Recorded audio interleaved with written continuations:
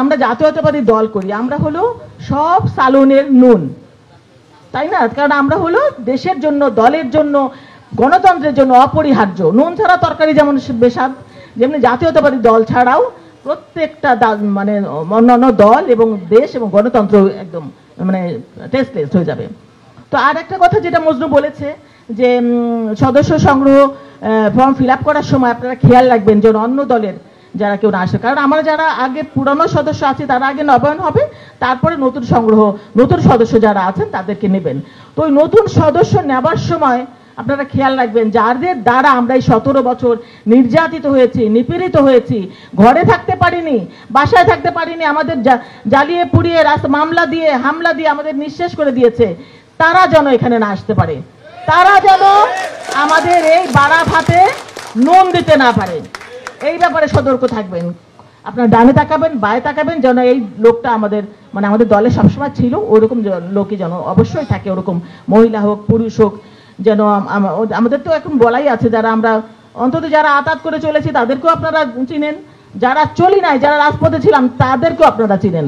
সুতরাং আমিও মজনুকে বলবো ওই শাহজাহানপুর থানা কমিটি যখন হবে তখনই যেন এটা খেয়াল রাখে, যারা আন্দোলন সংগ্রামে ছিল তারাই যেন কমিটিতে প্রায়োরিটি পায়, যারা ছিল না এখন অনেক মানুষ আসবে তারাও থাকবে, কিন্তু তারা পরে থাকবে, তাই না? হয়তো সে বলিষ্ঠ বক্তব্য দিতে পারে না, বলিষ্ঠভাবে রাজপথে থাকতে পারে না, কিন্তু আন্দোলন সংগ্রামে ছিল, তাকেই পোস্ট দেওয়া উচিত, এটা আমি মনে করি, আমার ওপিনিয়ন। তো এই জিনিসটা যেন অবশ্যই মাথায় থাকে। আর যারা তখন একটু দূরে দূরে ছিল তাদেরকেও রাখেন, কিন্তু পরে রাখেন, তাহলেই তো আমরা শিখবো। যে আমরা শিখবো কি, যে এই না আন্দোলন সংগ্রামে এই লোকটা সবসময় ছিল এবং তার অবশ্যই তার পিছনে আমাকে দাঁড়াতে হবে, এটা যেন মানে অবশ্যই হয় আমি মনে করি।